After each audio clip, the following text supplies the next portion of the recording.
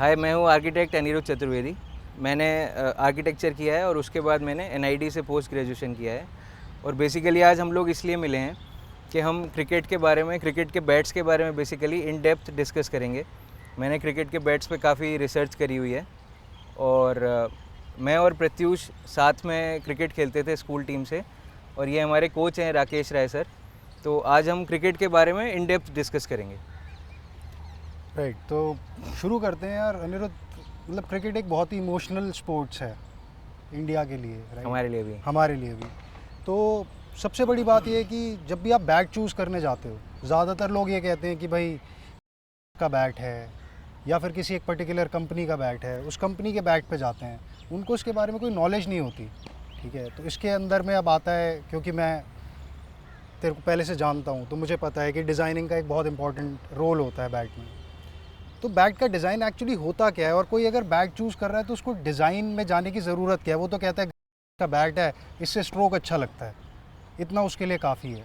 मगर आज की डेट में जैसे क्रिकेट इतना इवॉल्व हो गया है कि कॉर्पोरेट क्रिकेट और लीग्स आ गई हैं नई नई, पहले के टाइम में इतना नहीं होता था। मगर आज की डेट में जब इतना ज़्यादा क्रिकेट के बारे में जानकारी लोगों को चाहिए, तो अपना बैट चूज़ करने के लिए भी तो ये चीज़ जाननी बहुत ज़रूरी है कि उसके डिज़ाइन की इंपॉर्टेंस क्या है। तो एक्चुअली बैट का डिज़ाइन होता क्या है?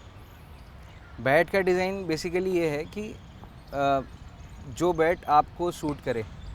ओके।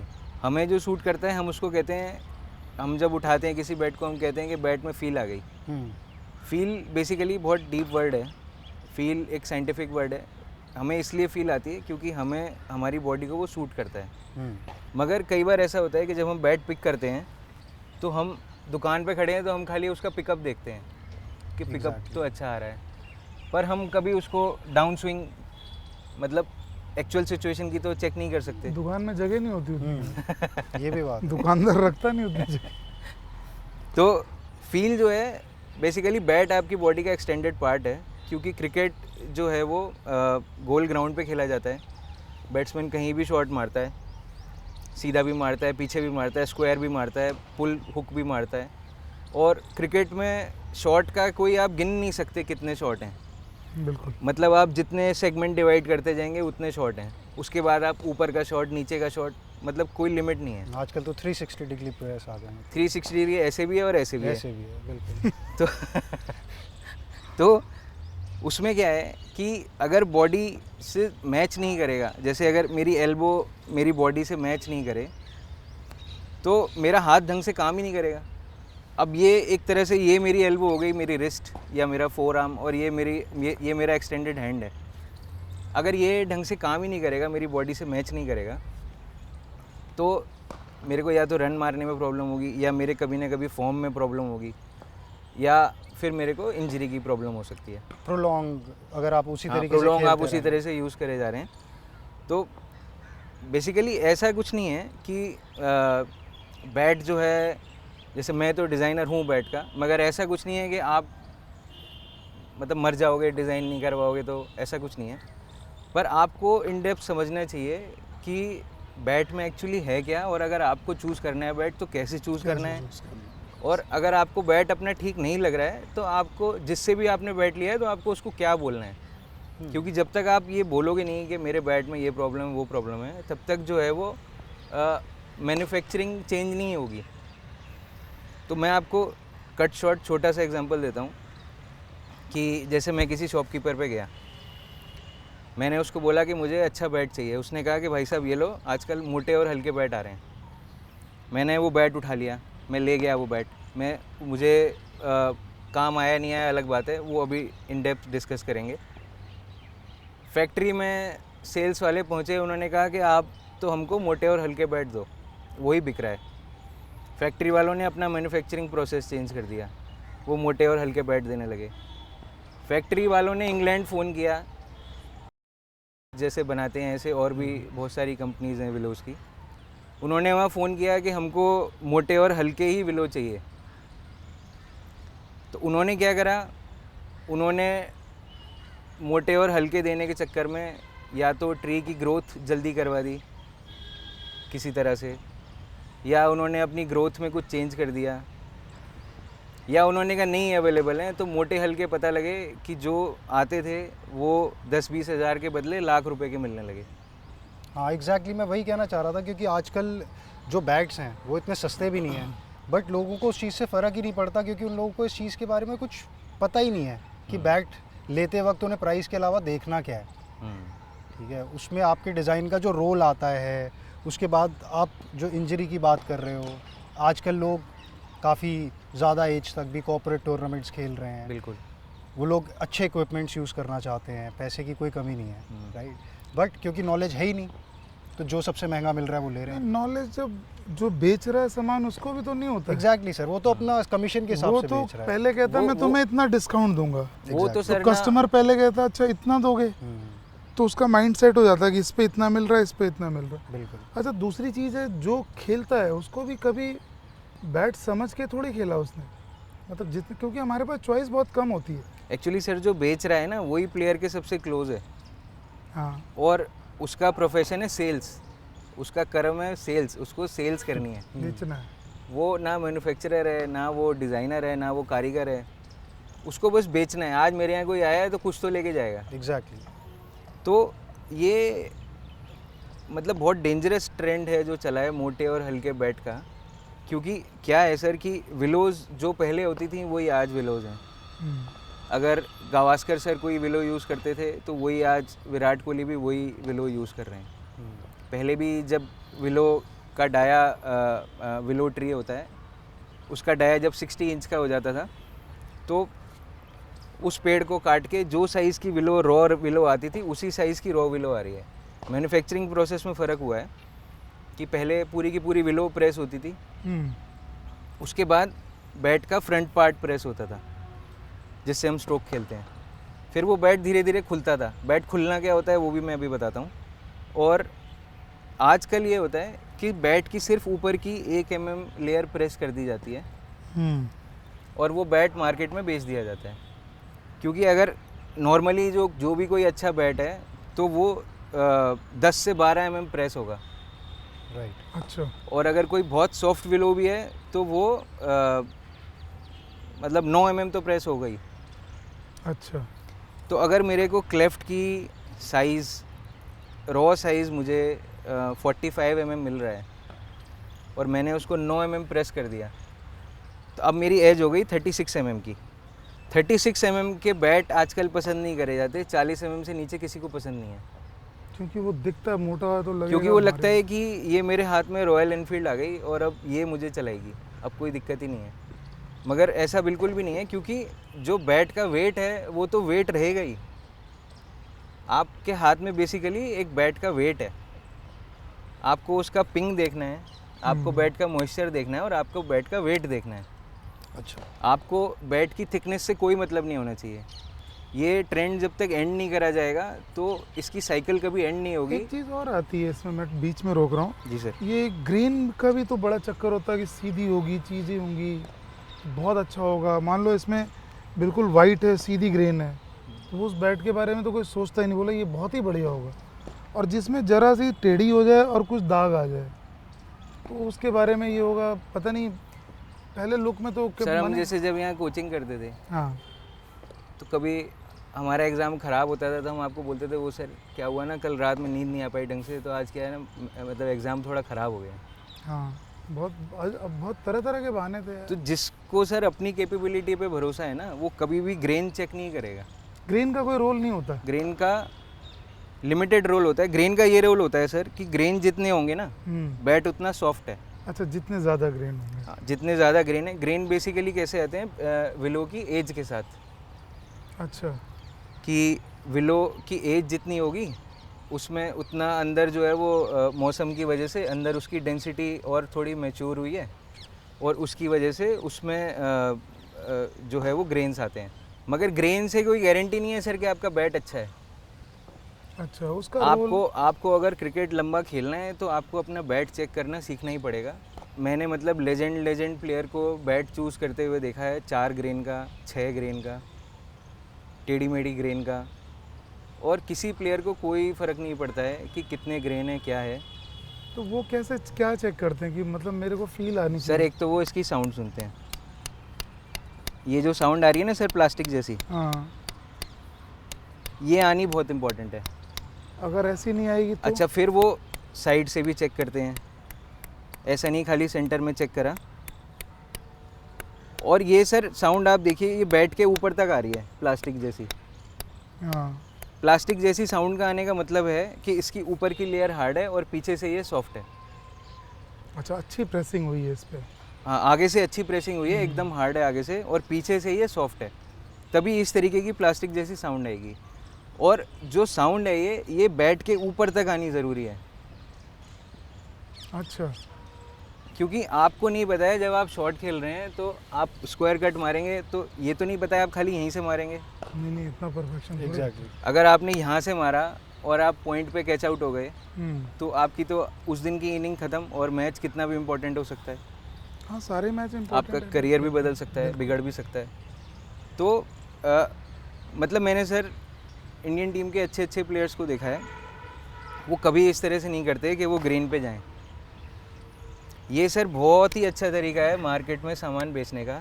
मेरा एक ही पेड़ था, मेरे उस पेड़ से एक पेड़ से 40, 50, 60 विलो निकली, 70 विलो निकली।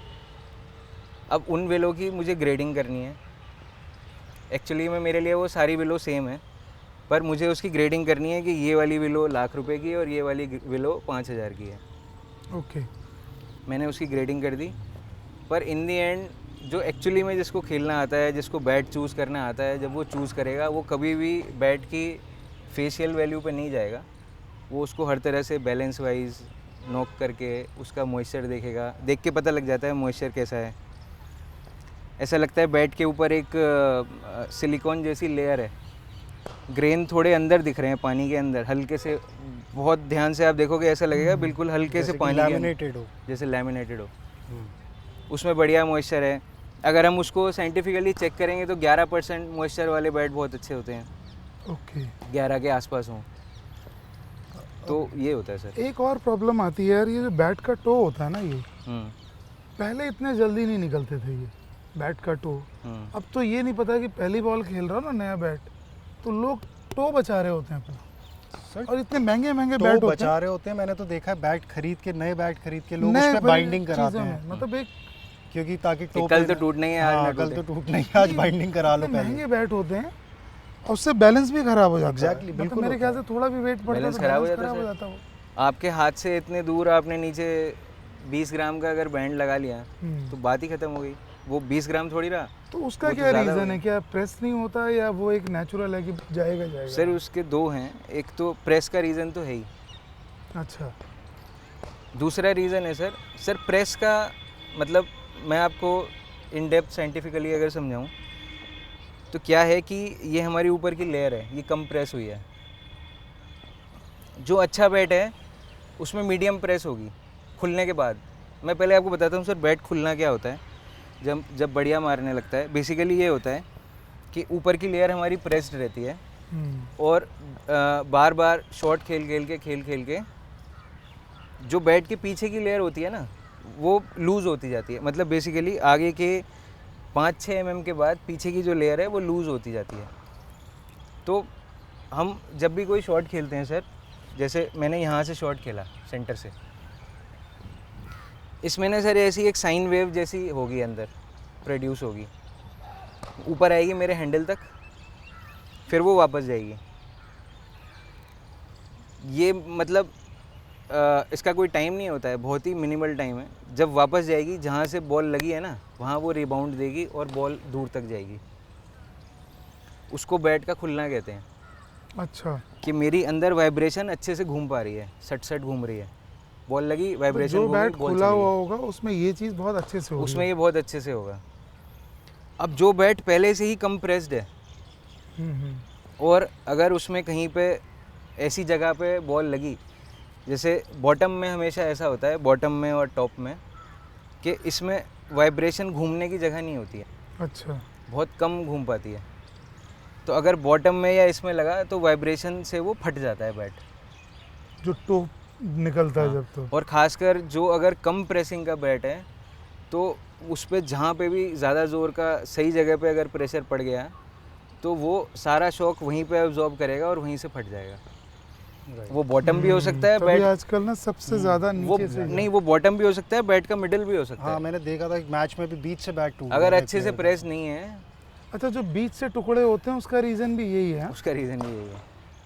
तो ये अच्छा, इससे बचने के लिए शॉपकीपर क्या कहता है कि पहले बैंड लगा लेना भाई साहब, पहले बैंड और सीमेंट में मत खेलना। सर एक्चुअली में जैसे बैट के बॉटम की कोई गारंटी नहीं ले सकता। अगर वो गलत जगह पे पड़ गई, अगर अच्छी प्रेसिंग का भी बैट है तो भी जाए तो चला जाएगा, मगर ये है कि अच्छी प्रेसिंग के बैट के जाने के चांसेस कम है। हाँ वही मैं कह रहा हूँ ना, ऐसा ना हो कि पहले बॉल से ही चला जाए, अगर आप जिस तरह बता रहे हो। अच्छी प्रेसिंग का भी जा सकता है सर, अगर वो बॉटम पे बिल्कुल ही ऐसी जगह लगा जहाँ पे वाइब्रेशन होने की जगह ही नहीं है, तो सारी वाइब्रेशन वहीं अटक जाएगी अच्छा, और वो वहाँ से फट जाएगा। तो जैसे ये पहला जो सेक्शन था हमारा, अगर इसको हम लोग देखें तो अगर जैसे एक लेमैन को एक बैट लेना है जाके, जो प्लेयर्स हैं उनको तो ये सारी बातें आई एम श्योर पता होती होंगी, नहीं भी पता होती होंगी तो ये पॉडकास्ट देख के उनको भी काफ़ी कुछ पता लगेगा। बट अगर एक लेमैन है और उसको बैट खरीदने जाना है तो उसको क्या चेक करना चाहिए सबसे पहले बैट का? Sound, weight? हाँ, 3-4 चीज़ें हैं। एक तो उसे बैट का कर्व देखना है। कर्व का मतलब है कि बैट में प्रेसिंग हुई है। Exactly, okay. कर्व कई बार ऐसे होता है कि हमारे बैट के हाफ तक आता है, आपको यहाँ से बनाना शेप दिखाई देगा और उसके बाद आपको बैट सीधा दिखाई देगा, क्योंकि एक बार जो प्रेस हो गया ना, उसका वेट नहीं निकल सकता शेविंग करने से।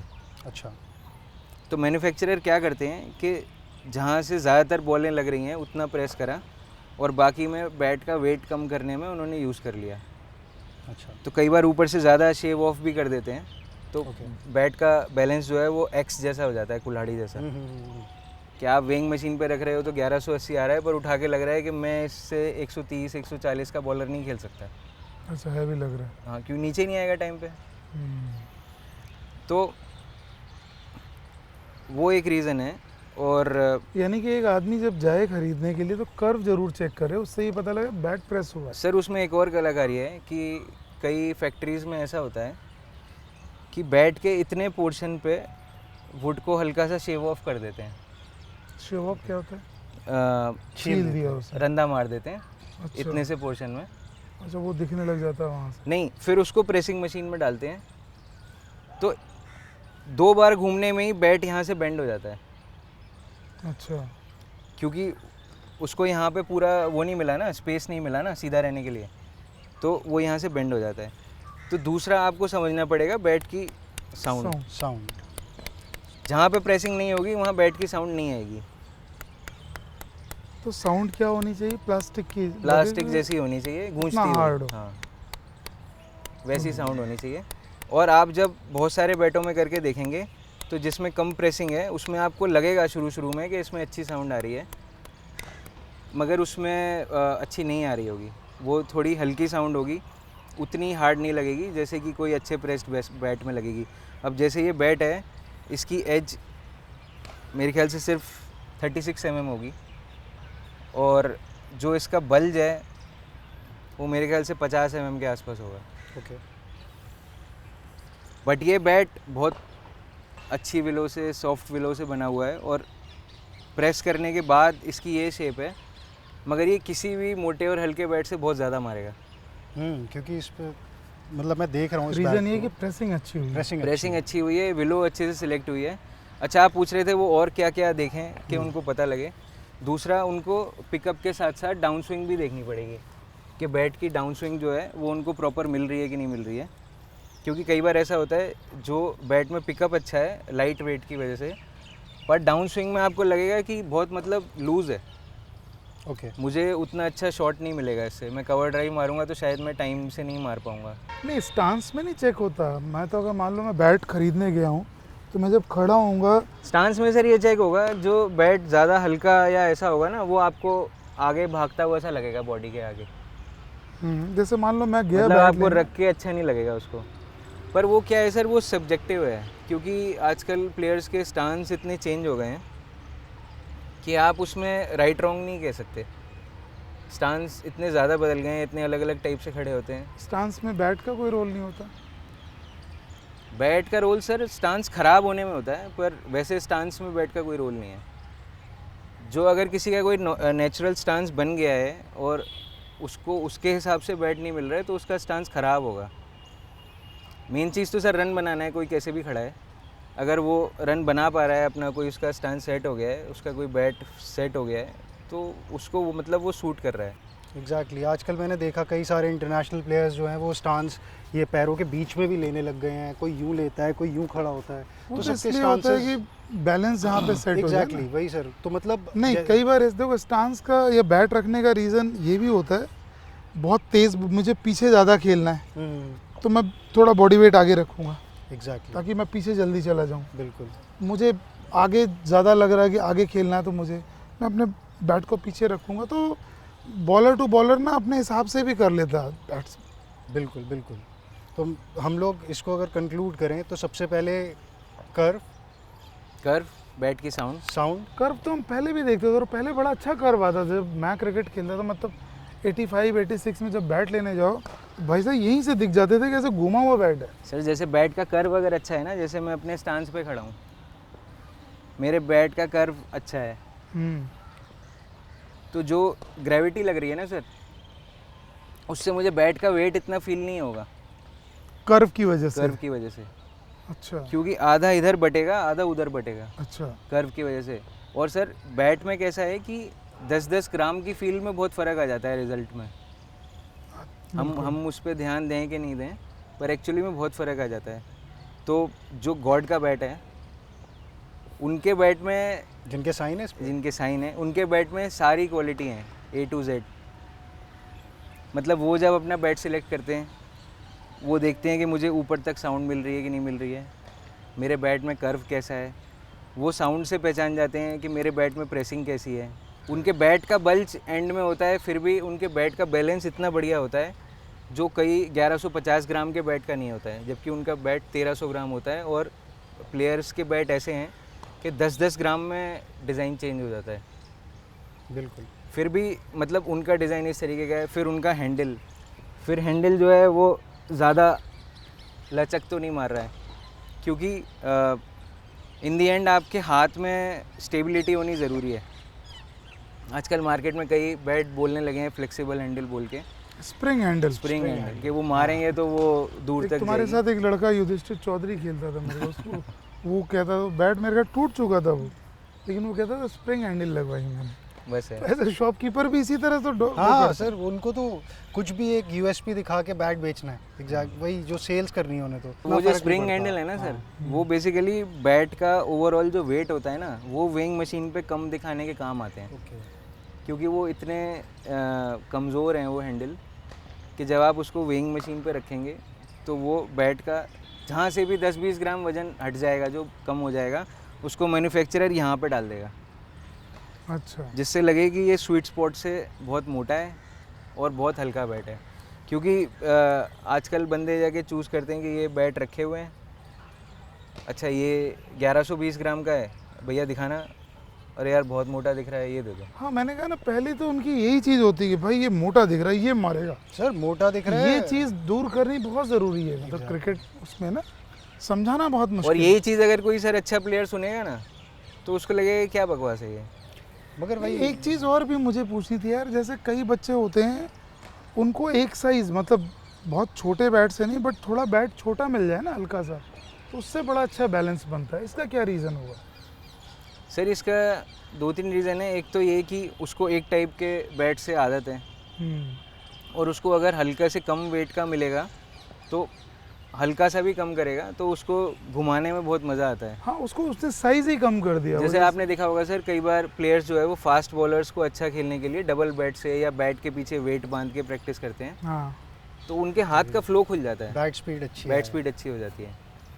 तो उनकी बैट स्पीड तो ऑलरेडी अच्छी हो ही चुकी है, क्योंकि वो हैवी बैट से खेले हैं। फिर वो हल्का सा भी लाइट लेते हैं तो उनको उससे बहुत अच्छी फील आती है। और दूसरा कई बार ये भी होता है सर कि जैसे अगर आपको फुल साइज़ का बैट सूट करता है, कई प्लेयर जो है वो ऐसा भी करते हैं कि उन्होंने जैसे हेरो साइज़ का लिया, तो जब वो स्टांस में खड़े हैं तो पहले अगर वो ऐसे खड़े हैं तो हेरो करने से वो और थोड़े से बेंड हो गए नेचुरली। अच्छा, तो बॉल भी अच्छा तो साइड फोकस उनका और बढ़ जाता है। मतलब उसमें कई प्लेयर ये चूज़ करते हैं कि मुझे अलग से कुछ ट्राई नहीं करना है, मैं इक्विपमेंट में ही हल्का सा चेंज कर दूंगा। तो मैं ऐसे खड़ा होता था, तो अब मैं थोड़ा और ऐसे खड़ा हो गया हूँ, तो उनका और थोड़ा मतलब खेलने में मज़ा आने लगता है। तो इसमें मान लो ऐसे प्लेयर हम कैसे चूज़ करेंगे कि इसको इस तरह का बैट चाहिए, या मान लो कोई डिमांड आती है तो क्या प्रोसेस है कि इसको इस तरह का बैट, या क्या तरीका है? सर जैसे हमें कोई डिमांड आती है तो हमें तो वीडियो एनालाइज करते हैं, अच्छा।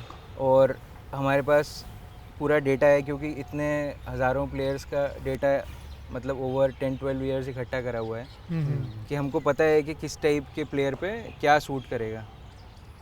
कि जैसे मैं आपको बताऊं कि स्टांस है बैट्समैन का, अब स्टांस कोई यहाँ पे रख रहा है या बैट ऊपर रख रहा है, अब जब वो शॉट ख़त्म कर रहा है तो वो उसकी आँख के आगे ख़त्म हो रहा है, या फिर वो पूरा पीछे तक फ्लो लेके जा रहा है। अच्छा। अब जो पीछे तक फ्लो लेके जा रहा है, अगर आपने उसको ज़्यादा लाइट वेट दे दिया तो जब वो अपना शॉट एंड करेगा तो उसका शोल्डर भी और बैक भी दोनों ओवर द टाइम जाएंगे।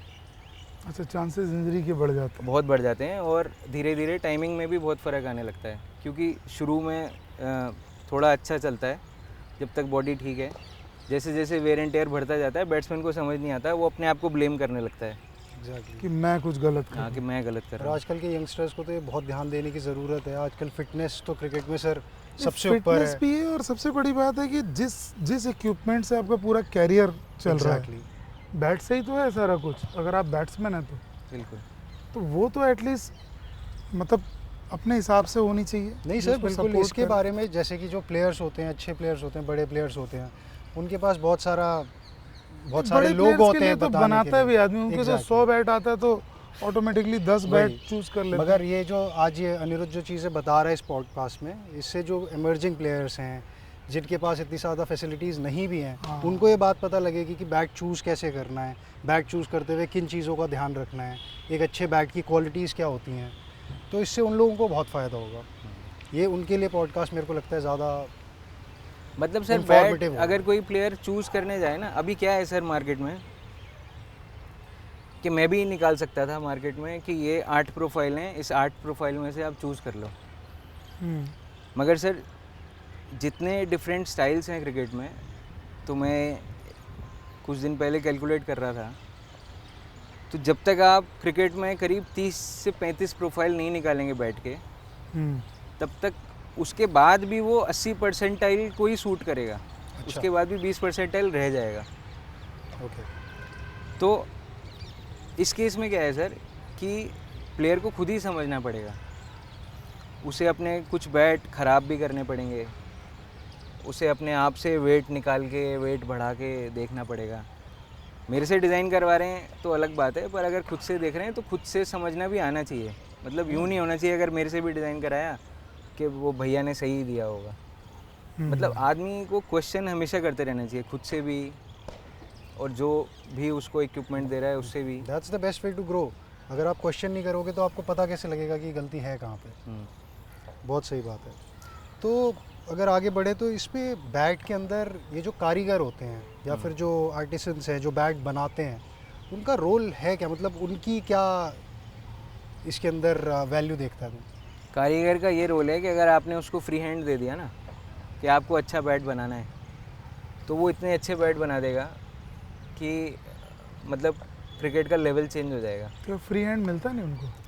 नहीं सर, जब वो सेल्स वाले अच्छा। इन्फ्लुएंस करने लगते हैं ना, मतलब वो मार्केट डिसाइड करते हैं कि Exactly, देखो sir. ये बिक रहा है, यही बनाओ, बाकी छोड़ो। बाकी ज़रूरत नहीं है। ओके। क्योंकि इंटरनेशनल प्लेयर्स के बैट आपको दिख रहे हैं मोटे मोटे, उसमें सर दूसरा रीज़न क्या है, इंटरनेशनल प्लेयर के मोटे बैट या कम प्रेसिंग के बैट भी अच्छे चल जाते हैं, क्योंकि बेसिकली वो खेल रहे हैं 12,500 रुपये की बॉल से। सही बात है। आप खेल रहे हो 250 से 1000 रुपये की बॉल से। आजकल तो 100-150 की भी आती है। हाँ वैसी भी आ रही हैं। आप 2 पीस से भी खेल रहे हो। उनकी जो बॉल है उसमें पहले आईसीसी के रूल्स होते थे, एमसीसी के रूल्स, कि क्रिकेट में जो भी प्रोडक्ट है बैट बॉल, उसमें सिर्फ नेचुरल मटेरियल यूज़ होंगे। मगर फिर एक कंपनी आई, उसने क्रिकेट को इन्फ्लुएंस किया, फिर उसने वाइट बॉल निकालनी शुरू करी। वाइट बॉल के अंदर उसने प्लास्टिक का कप डाला। प्लास्टिक जैसी चीज़ तो जो क्रिकेट जैसा मतलब थॉट लेके चलते थे, उसमें प्लास्टिक पहली बात आना नहीं चाहिए था। अब आज की डेट में वाइट बॉल के अंदर प्लास्टिक के 2 कप हैं, एक उसके कोर को प्रोटेक्ट करता है और एक बाहर की बॉल की लेदर की शेप को प्रोटेक्ट करता है। अच्छा। और प्लास्टिक आने की वजह से क्या हुआ कि सारा का सारा वेट जो है वो बाहर की तरफ आ गया। 2.5 इंच की बॉल है, उसी में जो वेट है वो आपके हाथ के पास आ गया। अब जब आप उस बॉल को पकड़ रहे हैं, आपको वो है 152-154 ग्राम की बॉल, मगर जब आप उसको पकड़ रहे हैं तो आपको वो बॉल बहुत हल्की लग रही है। उसके कोर की तरफ वेट नहीं है तो बॉलर उसमें ज़्यादा कुछ कर नहीं सकता 7-8 ओवर से ज़्यादा। जब तक वो बॉल थोड़ी सी नई है बस तभी तक वो उसमें कुछ करेगा, उसके बाद बॉलर उसमें कुछ कर नहीं सकता। तो बेसिकली बैट्समैन एक हार्ड प्लास्टिक की बॉल से खेल रहा है जो वाइट बॉल के मैच हैं। अच्छा, तभी वो आखिरी ओवर तक जारी होती है उसी नहीं तो speed आप से। सर बता दो मेरे को कभी रेड बॉल के मैच में आप 20 ओवर में 250 रन पड़ते दिखा दो रेड बॉल के मैच में। चेज ही नहीं होते थे यार। Red Exactly. बॉल जब से खत्म हुई तो रेड बॉल से जब तक मैच हुए ना, तो अगर किसी ने 250-60 कर लिए तो वो चेज नहीं होते डे नाइट में, खास तौर पे। सर जब तक बॉल नेचुरल मटेरियल की थी एटलीस्ट बॉलर उसमें कुछ कर पाते थे। अभी वो एक तो हार्ड प्लास्टिक की हो गई, कोविड के बाद से उसमें शाइन डालना भी अलाउड नहीं है, तो वो कुछ ना बॉल बना सकते हैं ना वो उसमें तेज़ डालने से 7-8 ओवर के बाद वो कुछ मूव करेगी। उसमें सारा बैलेंस हाथ की तभी तो तरफ है। क्रिकेट में अभी ऐसे नहीं, कंप्यूटर में गेम नहीं खेलते हम। एक बंदा स्टांस लिया, यूं खड़ा है, उधर से बॉल आई, बस जरा उसके रेंज में Slot आई, में उसने आई, बस बस। उड़ाना है वहाँ से। तो इसलिए सर जो हम अपने आप को इंटरनेशनल क्रिकेट के बैट देख के जो कंपेयर करते हैं कि मुझे वो चाहिए, कबूम। वो बैट हमारे किसी काम का ही नहीं है। हम ना तो वैसी बॉल से खेल रहे हैं, ना कोई कंसर्न है हमको उस लेवल के बैट देने में, किसी को कोई फ़र्क नहीं पड़ता। ये बात को समझना, ये तो बहुत सही बात बोली, बहुत सही चीज़ है। क्योंकि नीचे तो लाल वाली बॉल से खेलते हैं। एग्जैक्टली सर, यहाँ पे जो नीचे अभी बॉल्स चल रही हैं जो कि टूर्नामेंट्स होते हैं या फिर नीचे की लीग्स भी जो छोटी मोटी आजकल बहुत चलती हैं, उनमें बैट्स पे इस चीज़ का भी तो बहुत इफेक्ट पड़ता होगा ना कि किस तरीके की बॉल बार बार आके उस पर लग रही है। आई एम श्योर पड़ता होगा। बहुत ज़्यादा पड़ता है। तो इस चीज़ को भी समझना बहुत ज़रूरी है कि आप क्रिकेट खेल कहाँ पे रहे हो और किस तरीके की बॉल से खेल रहे हो। भाई जब इंटरनेशनल क्रिकेटर इंडिया से छोड़ के ऑस्ट्रेलिया जाता है अपना बैट चेंज करता है, एग्जैक्टली। ऑस्ट्रेलिया से इंग्लैंड जाता है अपना बैट चेंज करता है, साउथ अफ्रीका जाता है बैट चेंज करता है, तो ऐसे ही हम भी टीवी पे तो देख रहे हैं इंटरनेशनल क्रिकेटर, मगर जब हम खेल रहे हैं। इवन कुछ प्लेयर तो ऐसे थे, बड़े प्लेयर, जो स्पिनर पे अलग बैट से खेलते हैं, मिडियम पेसर को अलग बैट से खेलते हैं। हाँ बिल्कुल, हैवी बैट ले लेते हैं। हाँ, मतलब वो एकदम से उसमें चेंज करते हैं। सर वो हमने मतलब बचपन से पढ़ा है, force is equal to mass into acceleration. आपके हाथ में जब मास ही नहीं है तो एक्सेलरेशन कहाँ से? तो एक्सेलरेशन आपको अपनी फोर्स से ही करना है। आपका नेचुरल जो है, जो भी आपकी टाइमिंग है वो काम में नहीं आएगी अगर आप ज़्यादा लाइट ले लेंगे। सर मतलब हर प्लेयर टू प्लेयर मतलब डिफ़र करता है वो। जैसे मैं अगर प्लेयर्स के एग्जांपल दे के बताऊँ कि जैसे सचिन तेंदुलकर हैं, तो उनका स्टांस सर बिल्कुल रिलैक्स्ड रहता है, और जब बॉल आती है तो वो अपना उसको पहले से ही रीड करनी शुरू कर देते हैं लाइन लेंथ, और उनकी बॉडी चलनी शुरू हो जाती है। और जब वो टाइम करते हैं तो लगता है कि वो बहुत पहले से यहाँ पे थे, नेचुरली मारने के लिए तैयार थे। तो लोग कहते हैं तो गॉड गिफ्टेड प्लेयर है। हाँ, पर उन्होंने अपने आप को ऐसे डेवलप किया है। बिल्कुल है। अब दूसरा आप अच्छे सक्सेसफुल प्लेयर का स्टाइल देखो सर, जैसे विराट कोहली हैं। विराट कोहली का ज़्यादातर सारा काम रिस्ट से है, तो वो अपने स्टांस में बैट ऊपर रखते हैं, फिर उसके बाद वो वो लेते हैं ट्रिगर मूवमेंट लेके फिर वो अपना शॉट खेलते हैं। जब वो कहीं इंडिया के बाहर जाते हैं तो वो अपने स्टांस में चेंज करते हैं, अपने बैट में भी चेंज करते होंगे। मतलब हमको टीवी में देख के हो सकता है इतना नहीं समझ में आता हो, पर ऐसा होता है। तो आपको अपने गेम के बारे में लगातार सोचते रहना, आपको क्या सूट कर रहा है, और सोचने से ज़्यादा सबसे ज़रूरी होता है करके देखना।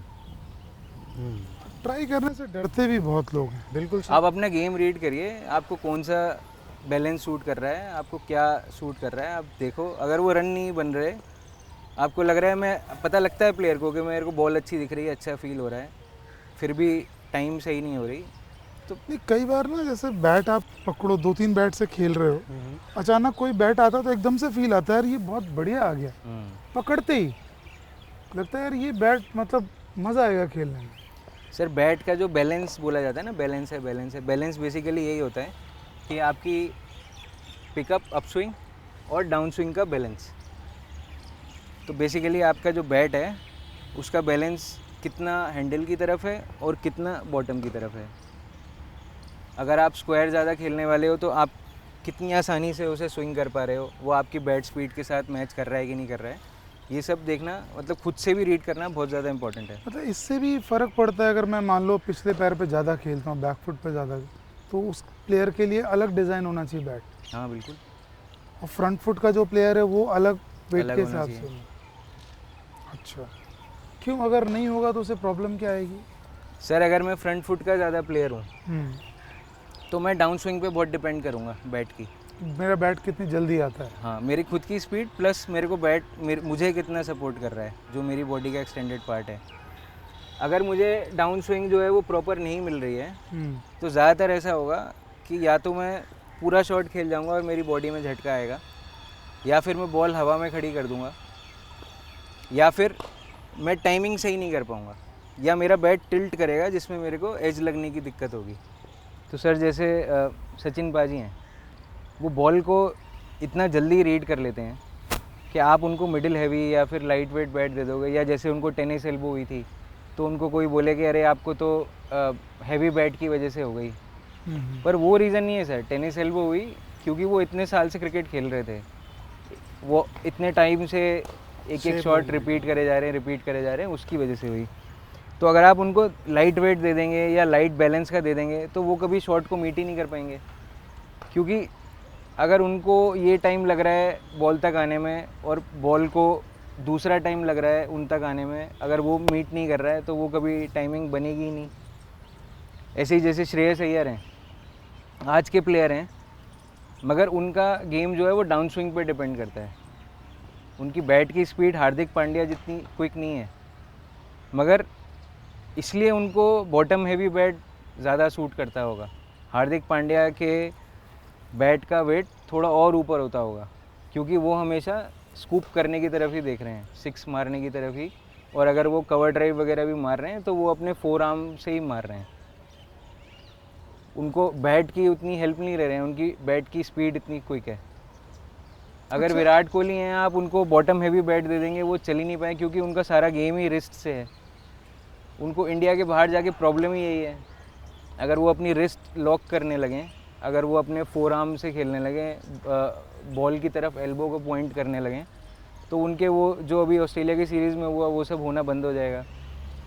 उनको ऑब्वियसली उनके कोचेस जो साथ में हैं वो समझाते होंगे, इतने बड़े लेवल के प्लेयर हैं, पर मैं आपको छोटे लेवल के प्लेयर्स के लिए समझा रहा हूँ कि ये सब चीज़ें समझनी बहुत ज़रूरी हैं जब आप खेल रहे हैं, कि आपके गेम के साथ में क्या हो रहा है और आपका बैट का आपके गेम पे क्या इम्पैक्ट आ रहा है। अच्छा, इसमें हैंडल का क्या रोल है? लॉन्ग हैंडल, शॉर्ट हैंडल, ये कैसे बैट्समैन चूज करता है या कैसे करे इस?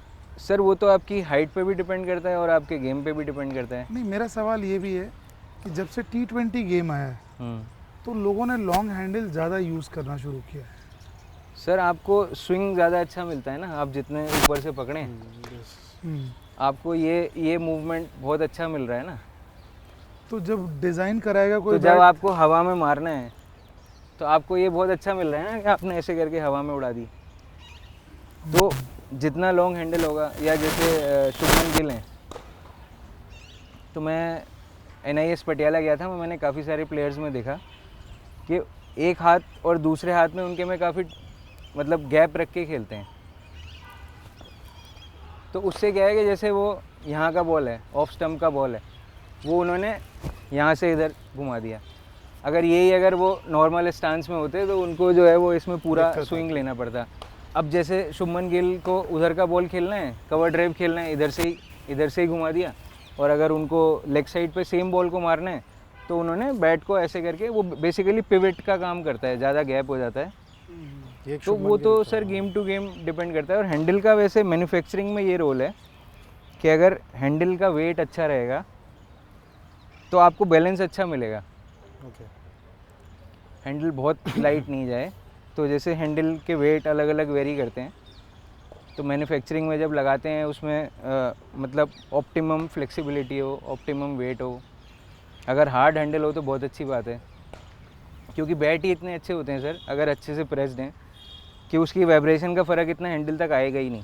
नहीं, जैसे कई लोग कहते हैं ना कि मुझे मोटा हैंडल चाहिए, तो वो मोटा तो होता नहीं, यहाँ तक डबल ग्रिप लगा लेते हैं, फिर ऊपर पतला चला जाता है, तो इसका जो भी सर कोई फ़र्क पड़ता है? जैसे सर जो भी प्लेयर है, कोई होता है कि बॉटम हैंड ज़्यादा रोल होता है, किसी का अपर हैंड का ज़्यादा रोल होता है। जिसके अपर हैंड का ज़्यादा रोल होगा उसको हमेशा मोटा हैंडल पसंद आएगा, क्योंकि उसका बॉटम हैंड लूज़ है और उसको अगर थोड़ी सी इधर सॉफ्ट थोड़ी मोटी ग्रिप मिल जाए तो उसको शॉट को कंट्रोल करने में हमेशा बहुत इजी रहेगा। ओके। और जो मतलब कुछ भी खेल रहे हैं, जैसे आजकल प्लेयर किसी भी टाइप से मार रहे हैं, उनको उतना मोटा हैंडल सूट नहीं करेगा, क्योंकि वो उनके हाथ के मूवमेंट को रेस्ट्रिक्ट करेगा। पर जो कंट्रोल में रखना पसंद करते हैं कि मैं बॉल को फॉलो करूंगा और बॉल की लाइन में मारूंगा, उनको थोड़ा मोटा हैंडल पसंद आएगा। अच्छा, नाइस। तो जैसे कि ये अब अगर बैट की और बात करें तो इसका जो विलो है, दो तरीके के विलो आते हैं, कश्मीर विलो और इंग्लिश विलो। तो ऐसा भी है कि कोई एक विलो बेटर है? क्योंकि आजकल मैंने देखा है टीवी पे बहुत सारे लोग बैट्स के बारे में बात करते हैं, तो मुझे नहीं पता किस वजह से, मगर लोग कहने लग गए हैं कि कश्मीर विलो जो है वो भी उतना ही अच्छा है जितना कि इंग्लिश विलो। तो क्या ये बात सही है? ये बात कम्प्लीटली सही नहीं है। विलो जो है वो सेम है, और दुनिया में दो ही जगह जो है वो इस विलो के लिए फेवरेबल मौसम अभी तक हमको पता है कि ऐसा होता है, एक कश्मीर में, दूसरा यूके में। क्योंकि यहाँ का जो वेदर है, यहाँ की हवा, यहाँ का मॉइस्चर, यहाँ की जो ठंड पड़ती है और जो थोड़ी बहुत जो गर्मी पड़ती है, वो एकदम ऑप्टिमम है। तो कई लोगों ने कनाडा में ग्रो करने की कोशिश करी, मगर वहाँ का इतना ड्राई विंटर है कि बैट में मॉइस्चर ही नहीं रहता है। जो कैनेडियन विलो बोलते थे बैट, हाँ। तो बीच से टूटते थे। तो वो, हाँ सर, वो बीच से टूट जाते हैं क्योंकि बीच वो से ड्राई टूटते बहुत होते हैं। वो देखने में उनके ग्रेन्स अच्छे लगते हैं, बहुत सुंदर दिखते हैं। होते हैं वो बैट। अच्छा। ऐसे अलग अलग जगह के, सर्बिया, यहाँ वहाँ बहुत जगह के विलो ट्राई करें, मगर जो मौसम अच्छे हैं वो खाली दो ही जगह के अच्छे हैं, एक कश्मीर, एक यूके। अब जो फ़र्क आता है वो ये है, वो हमारे ग्रो करने के तरीके में है। ओके। जैसे यूके में बहुत ज़्यादा सिस्टमेटिक है कि एक पेड़ से दूसरे पेड़ का डिस्टेंस एकदम नापा हुआ होगा, उनकी पूरी मेज़ बनी हुई होगी विलो की। एक विलो अगर कट गई तो अब उसका नंबर 10 से 15 साल बाद आएगा। अच्छा। अगर उसमें से कोई ब्रांच बाहर आ रही है तो वो उसको बाहर निकलते ही काट देंगे, तो वो ट्री सीधा सीधा ग्रो करता रहेगा। तो बेसिकली यही ग्रेन्स होते हैं जो बैट में सीधे सीधे ग्रो करते रहते हैं। जब विलो कटती है तो उसी ट्री की ओरिएंटेशन में ही विलो निकलती है। अच्छा। इंग्लिश और कश्मीर में जो ग्रोथ का है बहुत ज़्यादा फ़र्क है। जैसे जब वो विलो काट देते हैं उसके बाद भी उनका कुछ उनके ट्रेड सीक्रेट हैं कि वो किस तरह से उसका मॉइस्चर मेंटेन करते हैं, अच्छा।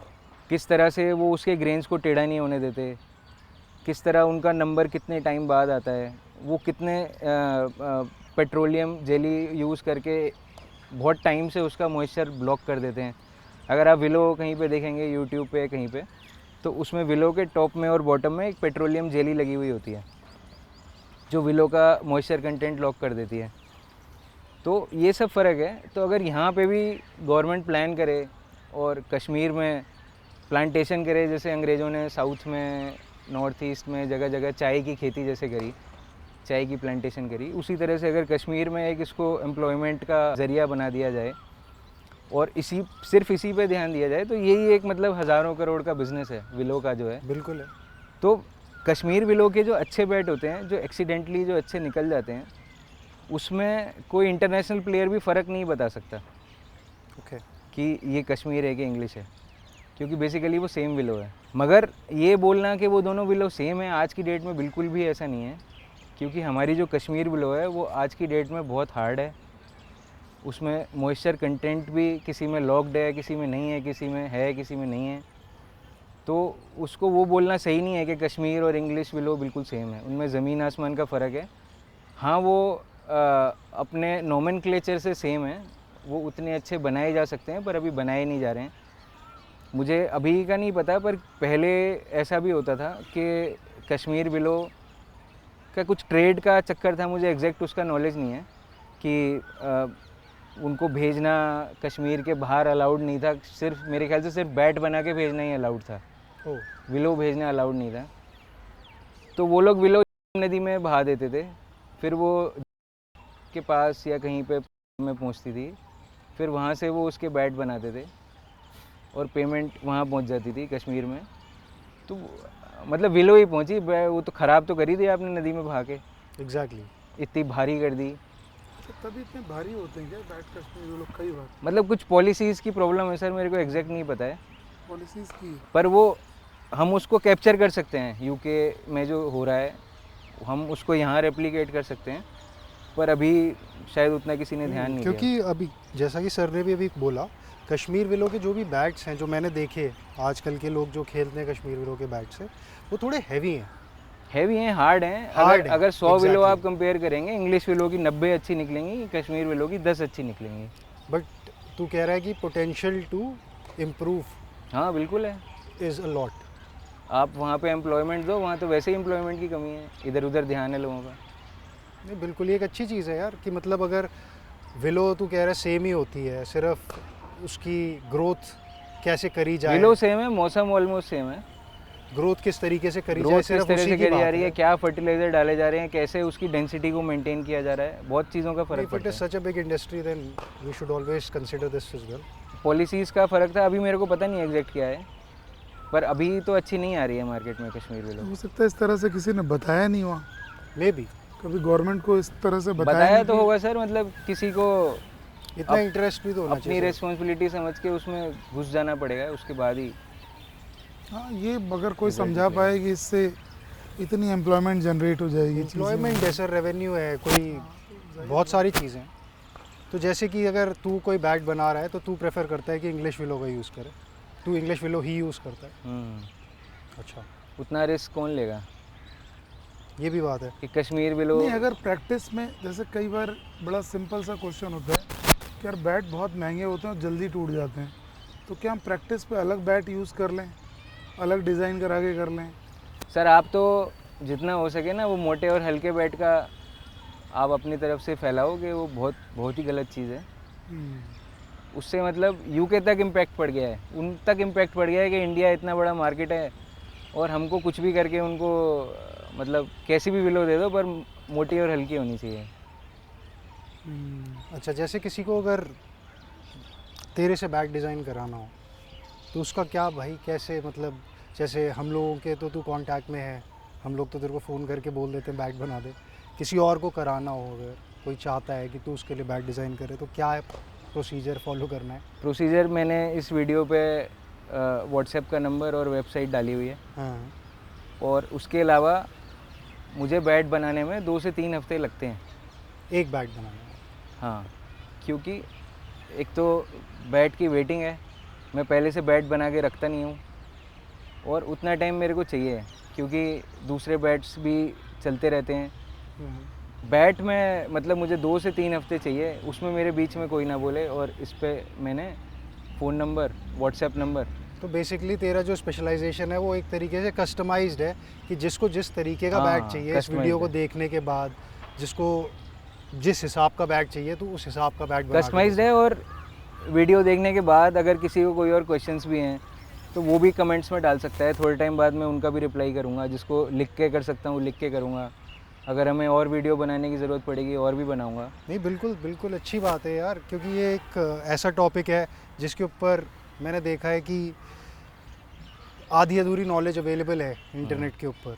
अगर कहीं पे भी आप जाके इस पूरे कॉन्सेप्ट को, बैट मैन्युफैक्चरिंग या फिर आपको कौन सा बैट चूज़ करना चाहिए, जो भी लोग जो बातें कर रहे हैं वो एक्चुअली सही नहीं है। तो जब तूने बोला भी कि तू इस पर वीडियो बनाना चाहता है तो it was a very good initiative, क्योंकि इससे काफ़ी लोगों की हेल्प भी होगी और काफ़ी लोग इस चीज़ को समझेंगे कि कितना ज़्यादा इम्पोर्टेंट है एक राइट बैट चूज़ कर पाना। तो कोई फॉर्म वगैरह भी भरना है, क्या है ऐसे? क्वेश्चनेयर होता है मेरे से, क्वेश्चन वीडियो भी होता है, क्वेश्चनेयर भी होता है। क्वेश्चनेयर वेबसाइट पे फ़ोन पे है। भी बात करेगा तो भी आप उससे बात करोगे? अब मतलब फ़ोन पे हो सकता है कभी उठाऊँ कभी ना उठाऊँ, तो क्वेश्चनेयर तो ज़रूरी है सर, मेरे को समझना कि सामने वाला है कौन, कैसा कैसा खेलता है, क्या है। तो आप लोग तो जानते हो मैंने इंटरनेशनल प्लेयर्स के लिए भी किया हुआ है। मैं उनका नाम इसलिए नहीं लेता है क्योंकि मैं उनके बैट पे अपना स्टिकर नहीं लगाता। एक प्लेयर का नाम मैं खुल के ले सकता हूँ, उसमें कोई कंट्रोवर्सी नहीं है, क्योंकि मैं एसजी में प्रोडक्ट डिज़ाइनर था और एसजी में रहते हुए मैंने वीरेंद्र सहवाग जी के लिए बनाया था। तो उनको बैटिंग करने में बैक में शोल्डर में जर्क आता था, तो मैंने खुद से वीडियो एनालाइज करके मैं उनके पास गया, उनको समझाया, उनके लिए बैट बनाया, उनको बहुत फ़ायदा हुआ, उन्होंने रन भी बनाए, फिर उन्होंने दूसरे प्लेयर से मिलवाया। तो सही है, फिर यहाँ पे हम अपना पॉडकास्ट आज का ख़त्म करते हैं and hopefully next time balls के बारे में बात करेंगे अनिरुद्ध के साथ। सो वी होप आज का पॉडकास्ट आप सबको बहुत इन्फॉर्मेटिव और अच्छा लगा होगा। Thank thank you. यू।